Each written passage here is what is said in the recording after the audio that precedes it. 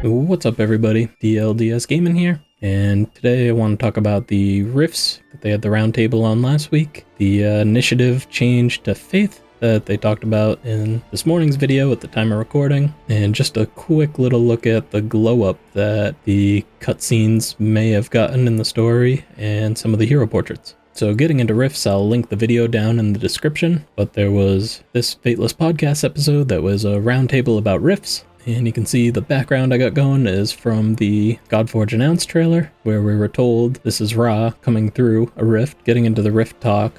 I don't have a whole ton to add. That's kind of why I didn't want to make it its own video. I think something they'll have to keep an eye on is the frequency. I think 15% sounds like a good number. 15 every 100 runs doesn't sound too insane.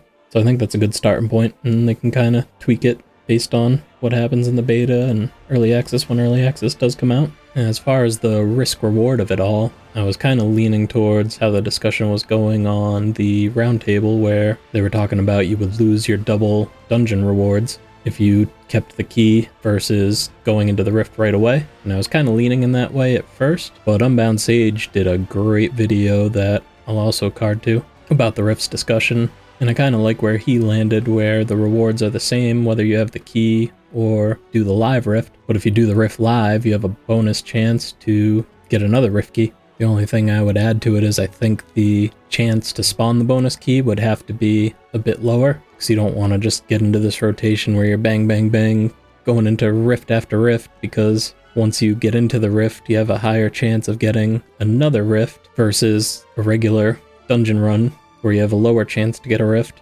And also I do still think they want to look at limiting the amount of keys that you can hold. I only watched a couple videos on it besides the podcast, so I'm sorry if I missed someone else talking about this. But one of the things I didn't see mentioned was we have tournaments and events and Pantheon versus Pantheon. We have these game modes similar to how they're run in Raid, where you're just farming gear or farming whatever dungeon you need to farm. I think people would end up hoarding keys, so they get double rewards during the events. So they're really like triple or quadrupling down on the reward because they're getting the event rewards. And if you go to Pantheon versus Pantheon while an event's running, you're getting rewards from that and helping support your Pantheon.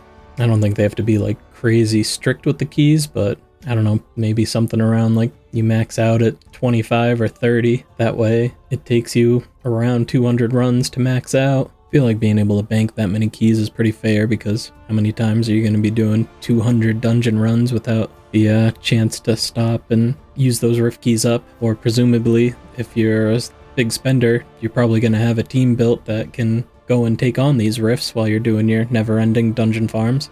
But yeah, even if it ends up being a higher number that you can hold on to, I still think there should be some limit just to avoid that hoarding for events. And if there's a Pantheon versus Pantheon mode that uses dungeon farming, you don't want people with these unlimited keys just plowing in double rewards. But I don't know, that's just my opinion. Maybe the whole risk versus reward of it all will play into the decision on whether to hoard keys for events or use them right away. Moving on to the Tuesday video. You can see my head's kind of blocking it, but down here we have the FTH for Faith, where init for initiative used to be. And with the little pop-up, we can just see that Faith replace initiative. Faith increases the amount of divinity generated by your hero in battle, which is required to use your ultimate. More Faith will make your ultimate happen more frequently. So if you didn't watch the Fateless video already, you might be saying to yourself, alright, big whoop, initiative changed to Faith, what's the big deal here? But it's actually a giant change in the whole ultimate system. I guess not so much the ultimate system as much as just the divinity system to gain your ultimates. Previously, there was divinity generators built into each hero's kit, where they would gain a certain amount of divinity for, say, killing an opponent or healing an ally or placing buffs on an ally. Basically, there was a bunch of ways to gain divinity that kind of tied into the hero's kit, and each hero had one divinity generator. And previously, initiative just kind of helped you gain divinity. And to bring up UnboundSage again, he was working on a initiative calculator, so you could see how much initiative you needed to gain divinity. But now your Faith is it. So the example in this video, gonna butcher this, but Koshki has 102 Faith. So on every ally turn, enemy turn, his turn, he's gonna gain 102 divinity towards his ultimate. And I don't remember if he stayed on this hero or clicked on a different one, but I think the ultimate cost was 1500. So it was basically if he stayed at 102 faith, it would take 15 turns for him to unlock his ultimate. But then there's also buffs and abilities that'll help you gain divinity as well, so it's not 100% locked into faith. And I don't know exactly what Simon meant by it, because he said every time the hero is hit or attacks an enemy, they gain divinity as well, but they're already gaining divinity on each turn, so I don't know if that's a little bonus kick of divinity if they're attacking and getting attacked. So that's something we'll have to find out more about. Yeah, personally, I think this is a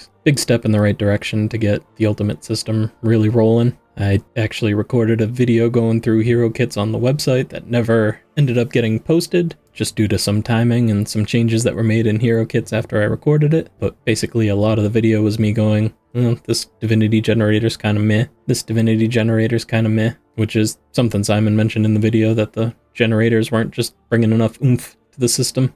I did have a thought where I was going to say my one issue with the ultimate system is that some heroes you want to open with their ultimate versus their core or basic. But one, I just took a look at some hero kits on the Godforge page and couldn't really find great examples of what I thought I remembered, apart from a couple heroes that were kind of borderline on if it really makes a big difference if you open on the ultimate. But also that would kind of contradict the whole faith versus speed ultimates countering speed meta of it all. If you go first and get your ultimate right away to help yourself speed boost or decrease the enemy team's speed, it's still just a speed meta, not a speed versus faith meta. So yeah, with that being a non-issue, I'm really excited to see how faith works in play, and I'm sure they'll have to do some tweaking to get it where they want it, but I think it's a really exciting change, especially after what I said, some of the divinity generators were pretty lackluster, where you either gained a real small amount of divinity, which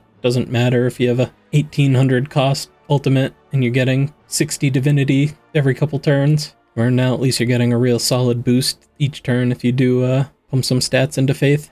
And lastly, the glow up. So this is from a Fateless video from a year ago, new cutscene for Godforge, and this is the parallax style cutscene that they showed us a year ago, obviously. The primal powers shattered the cosmos. From this cataclysm, a new reality emerged. One where gods and heroes wage endless war. These legends must be conquered and tamed. A new pantheon must be forged and tempered. You will be the hammer. And honestly, I thought that looked super cool. I've got no issue with that style of cutscene at all. But getting back to the other video, now it's only a 3 or 4 second clip, so it's a really quick look, but there's a totally different style cutscene that they showed in this video. Working properly, all of the star rewards is in and working effectively. Some of the story is creeping in. So it's still kind of that parallax style where it's a mostly still image. I mean, you can see the fire going in the back, but clearly a totally different look from the dark shadows they had before, and now we have actual visual of the heroes while the story's being shown and read, which we know was a big point they wanted to stick. They didn't just want us reading big blocks of text. They wanted the story to be told, and they wanted to really push the story. So the voiceovers, real nice addition. But yeah, like I said, didn't really mind the old version, but I think this version definitely piques the interest more, having a look at the heroes interacting versus just the shadowy figures of the heroes.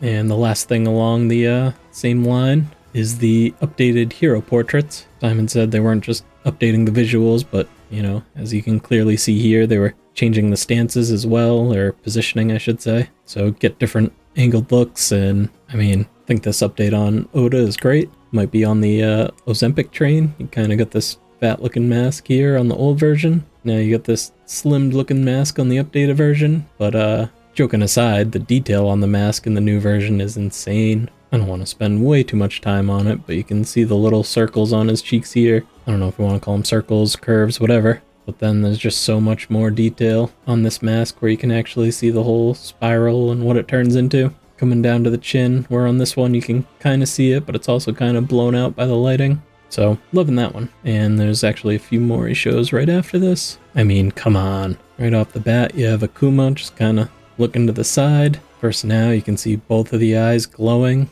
And I think the lava color kind of coming through the horn stands out way better in the new one. And Ares is insane. You got this little fire helmet turning into the real flame with a total change in his expression, and there's a little bit difference in the way the eyes glow that I think makes the updated version look way cooler. Same thing with Asag, with the cooler looking, keep calling it lava effect, fire, whatever you want to call it. But also I think it's a good call that they zoomed out on him. This thing's so zoomed in, you're kind of like, is that his head? What's going on here? Whereas now you can kind of get a little bit of a better view of face turning into a body and what's going on the top of his head, whatever all that's about. Kate Sith is kind of blocked by Simon. Doesn't look like a huge change, but again, you can see kind of cut off, but the expression changed again. I don't know if you want to call it fur or feathering, but it looks like there's a little bit of change in the detail on that. Looks like it's improved, and I feel like the shade of blue is slightly different, and I think it looks a little cooler on the updated version. Now, I'm kind of blocking Dagonet. I think his probably changed the least, but I do like the added glow in the background. Really makes him stick out more. He looks a little bit more zoomed in, and you can see the expression on his face is the smile's a little bit different. Looks a bit more sleeker. So yeah, I'm a fan of all the updates that we've been shown for the hero portraits as well. And that's everything I wanted to cover. Make sure to leave a comment. I know Fateless is still looking for feedback on the Rift system, and they just announced the initiative to Faith change today, or probably yesterday by the time this video goes out. So they'll definitely still be looking for feedback on that. And yeah, let me know if you like the new hero portraits in cutscene style as well. That's all for this one. Have a good one.